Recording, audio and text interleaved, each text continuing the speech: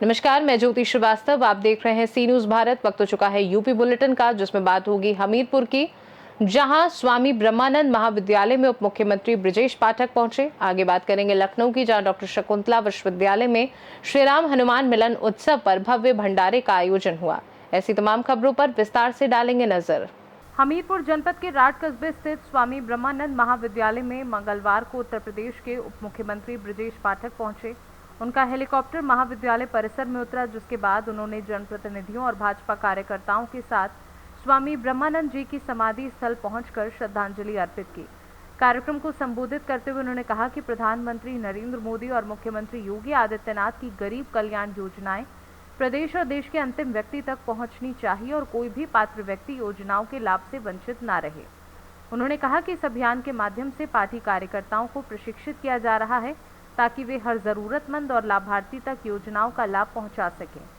कार्यक्रम के दौरान उप मुख्यमंत्री के साथ सेल्फी लेने के लिए भाजपा कार्यकर्ताओं और पदाधिकारियों की भीड़ उमड़ पड़ी। इस दौरान धक्का मुक्की की स्थिति भी देखने को मिली। वहीं आयोजन स्थल की ऊपरी मंजिल में जाने को लेकर पूर्व जिलाध्यक्ष सुनील पाठक और सीओ राजीव प्रताप सिंह के बीच तीखी नोकझोंक भी हुई। व्यवस्था बनाए रखने के लिए पुलिस ने कई भाजपा नेताओं और कार्यकर्ताओं को ऊपर जाने से रोक दिया। इस मौके पर विधायक मनीषा अनुरागी, जिला पंचायत अध्यक्ष जयंती राजपूत, चेयरमैन श्रीनिवास बुदौलिया सहित बड़ी संख्या में भाजपा कार्यकर्ता मौजूद रहे। हमीरपुर से सी न्यूज संवाददाता ब्रजेश की रिपोर्ट। जेठ माह के चतुर्थ मंगलवार के पावन अवसर पर डॉक्टर शकुंतला मिश्रा राष्ट्रीय पुनर्वास विश्वविद्यालय लखनऊ में श्रीराम एवं हनुमान जी के पावन मिलन उत्सव के उपलक्ष्य में भव्य एवं विशाल भंडारे का आयोजन किया गया। विश्वविद्यालय के गेट नंबर 1 पर आयोजित इस धार्मिक कार्यक्रम में विश्वविद्यालय परिवार के सभी सदस्य उत्साह एवं श्रद्धा के साथ शामिल हुए। कार्यक्रम में कुलपति, कुलसचिव, कुलानुशासक, सभी अधिष्ठाता सहित बड़ी संख्या में श्रद्धालुओं ने सहभागिता की। कुलपति ने अपने संबोधन में कहा कि धार्मिक एवं सांस्कृतिक आयोजन सामाजिक समरसता, भाईचारे और सहयोग की भावना को मजबूत करते हैं। कार्यक्रम का समापन जय सिया राम, जय जय हनुमान के गगनभेदी जय घोष के साथ हुआ। लखनऊ से सी न्यूज संवाददाता अर्पित कुमार की रिपोर्ट। सिद्धार्थनगर के इटवा स्थित जनता सेवा हॉस्पिटल पर डॉक्टर की कथित लापरवाही से नवजात की मौत का गंभीर आरोप लगा है। पीड़ित परिजनों ने सीएमओ को शिकायती पत्र देकर आरोप लगाया है कि अस्पताल में बिना डिग्री के ऑपरेशन कराया गया और इलाज में घोर लापरवाही बरती गई। ऑपरेशन के बाद जच्चा और बच्चा दोनों की हालत बिगड़ गई। इसके बाद नवजात को बस्ती रेफर किया गया, जहां उसकी मौत हो गई। वहीं प्रसूता मां की हालत गंभीर बताई जा रही है। पीड़ित परिवार ने अस्पताल संचालक, कथित डॉक्टर और स्वास्थ्य विभाग की भूमिका की निष्पक्ष जांच कर दोषियों के खिलाफ कठोर कानूनी कार्यवाही की मांग की है। क्या नाम है? मेरा नाम सिद्धार्थ कुमार है। मेरी छोटे भाई की वाइफ थी, जिसको लेबर पेन होने के उपरांत घर से उसको सीएससी इटवा लाया गया। वहाँ पे जो चेकअप हुआ, वहाँ बताया गया कि ये नॉर्मल नहीं हो सकता है, सीजर कराना पड़े। सीजर की वहाँ कोई व्यवस्था ना होने के कारण मैं प्राइवेट में ले गया, जहाँ मेरा ट्रीटमेंट शुरू से जनता सेवा हॉस्पिटल में स्टार्टिंग जब से प्रेगनेंसी ठहरी है और लास्ट तक उनका ट्रीटमेंट चला। 10 तारीख का मेरा लास्ट अल्ट्रासाउंड हुआ था, इसमें बच्चे का सब कुछ नॉर्मल था। यहाँ लाया गया तो पहले बोले कि 2 घंटे बाद नॉर्मल डिलीवरी हो जाएगी, और उसके बाद मतलब रखे रहे। 2 घंटा बाद जब हल्का सा पेन चालू हुआ, उसके बाद ऑक्सीजन इंजेक्शन देने के उपरांत उसको लेबर पेन बहुत तेजी से हुआ, जिसका एब्डोमिनल टाइट होने लगा। एब्डोमिनल टाइट होने के उपरांत ये बगैर अल्ट्रासाउंड किए हुए, जनता सेवा पैथोलॉजी की ये धांधलेबाजी, बगैर अल्ट्रासाउंड किए हुए सीजर कर दिए। बच्चा जब डिलीवर हुआ तो उसकी हार्ट बीट नहीं रहा, और मेरी माता जी उस दौरान कहती रहीं, बार बार इंडिकेट करती रहीं कि बच्चे का हार्ट बीट ले लिया जाए, लेकिन ये कोई भी स्टाफगण, कोई भी सदस्य, वहाँ का कोई एम्प्लॉयमेंट सुनवाई नहीं किया। और वहाँ कोई योग्य डॉक्टर ना है, ना योग्य पैरा मेडिकल्स है। अयोग्य पैरामेडिकल्स, अयोग्य डॉक्टर हैं, जिन्होंने सीजर बगैर बताए, बगैर अल्ट्रासाउंड किए हुए सेवा पैथोलॉजी की वारदात है। 23 तारीख की रात के 11 बजे की घटना है, और इस उपरांत में हम यहाँ से रेफर किए गए। शाम को अर्ली मॉर्निंग उसको गोरखपुर ले जाइए, और या बस्ती ले जाइए, या लखनऊ लेके जाइए। मैं तत्काल वहाँ एम्बुलेंस ऑक्सीजन से लेके गया, डॉक्टर एसके गौड़ के यहाँ एडमिट किया। वहाँ तक बच्चे का मूवमेंट था। वहाँ पे जैसे मतलब CPR देते रहे और वो ऑक्सीजन देते रहे बम वाला। उसके बाद उसका बच्चे का मूवमेंट हुआ, और उसके बाद थोड़ी आधा 1 घंटे के बाद उन्होंने डेड घोषित कर दिया बच्चे को। मैं पुनः लौटते हुए पांडे स्कूल के पास आया, उसके बच्चे का हल्का सा मोमेंटम हुआ तो मुझे खुद डाउट हुआ कि मैं बच्चे को ले जाऊं, हो सकता है कुछ ईश्वरीय चमत्कार हुआ हो, चेंजिंग हो सकते। बहुत ही असहनीय घटना रही है, जो कि मैं उस बच्चे को कैसे मैं गोदी में लेके गया हूँ, ये भली बात मैं अब शब्दों में बयान नहीं कर सकता हूँ। और ये वारदात इस जनता सेवा हॉस्पिटल का है और इनकी इसी प्रकार की धांधली शासन प्रशासन में चलती है और ये सुनने को तैयार नहीं है। अपनी बातों के आगे मेरी एक भी बात का पुष्टिकरण नहीं कर रहे हैं। अगर ये ऑपरेशन किए तो बगैर अल्ट्रासाउंड का मेरे बच्चे का ऑपरेशन क्यों किए?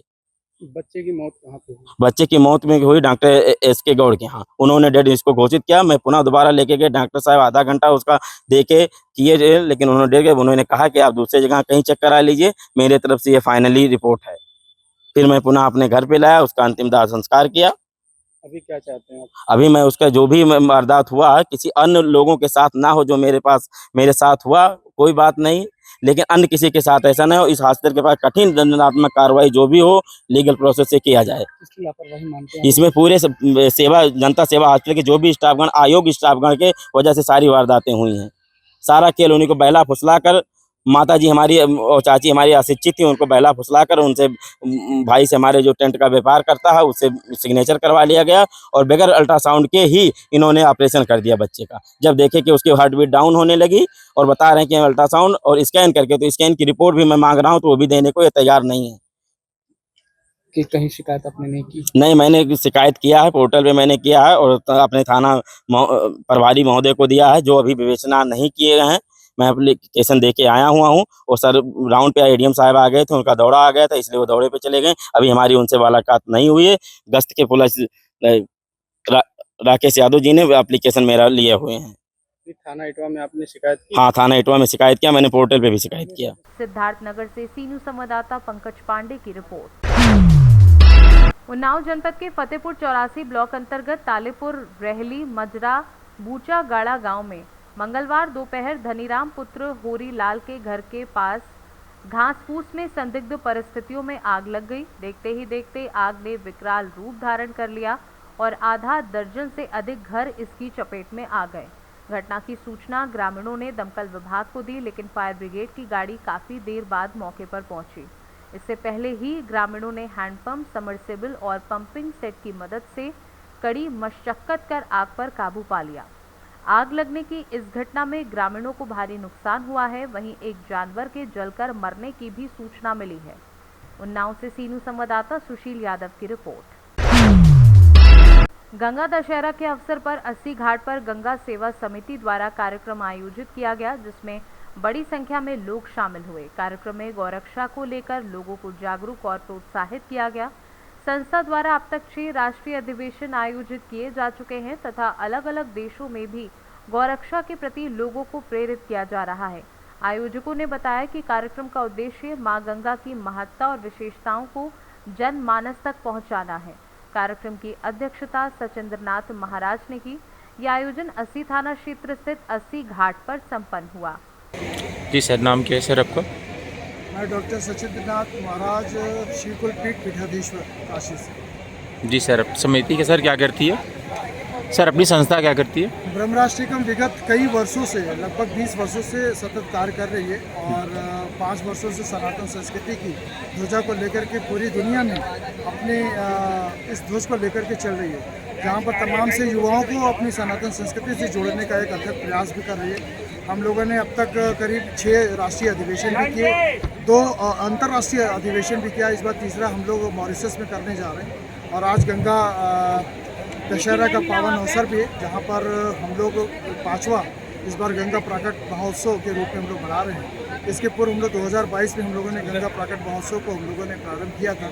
तो माँ गंगा को बड़े भाव और श्रद्धा के साथ हम लोग चुनरी अर्पण करते हैं, जो कि प्रथम चरण में हम लोग इस कार्यक्रम करते हैं। वहाँ गंगा का पूजन करने के पश्चात दुग्धाभिषेक के साथ इस प्रथा को हम लोग प्रारंभ करते हैं। साथ में द्वितीय चरण में हम लोग 56 भोग का भी माँ गंगा को अर्पित करते हैं और तमाम से श्रद्धालु जनों को प्रसाद के रूप में, जैसा कि आपने देखा, हम लोग वितरित करते हैं। तो ये भाव इसलिए है कि हम अपनी जो आज की जो युवा पीढ़ी है, हमारी गंगा की जो महत्व है जो उसके बारे में जानने का एक विशेष हम लोगों का प्रयास रहता है कि हमारी जो संस्कृति है सनातन की, जो हमारे सामने साक्षी है, जो विद्यमान है, उसको हम देख सकते हैं, महसूस कर सकते हैं, उसके भाव को भी हम समझ सकते हैं। तो ऐसी विशाल संस्कृति वाला जो ये हमारा जो सनातन है, उसको हमें जानने का निश्चित वो सोचना चाहिए, विचार लाना चाहिए आज के युवाओं को। तो बस उसी को जोड़ने की प्रक्रिया में हम लोग ऐसे प्रत्येक वर्ष बड़े बड़े आयोजन हम लोग करते रहते हैं और कोशिश यही है कि अपनी सनातन संस्कृति की ध्वजा पूरे विश्व में पुनः गुंजायमान हो। सर गौ सेवा की समिति क्या करती है सर?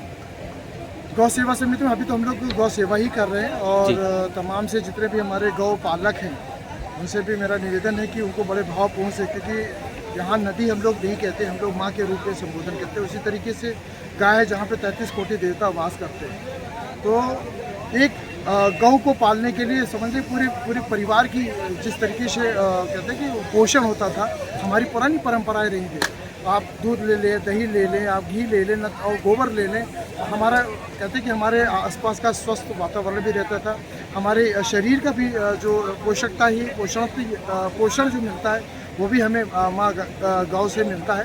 तो इसलिए गौ सेवा जरूर करनी चाहिए। आजकल लोगों का ट्रेंड चला हुआ है कुत्ते पालने के लिए, तो मेरा उनसे भी निवेदन ये है कि कुत्ते आप चाहे जितने भी पाल लीजिए, लेकिन अगर आप एक गाय पालते हैं तो न जाने कितने लोगों को आप संरक्षित करते, पोषित करते हैं। तो गौ सेवा अपने आप में एक बहुत बड़ी सेवा है। तो मुझे यही कहना चाहेंगे गौ सेवा राष्ट्र सेवा से बढ़ कर के। बहुत बहुत धन्यवाद सर।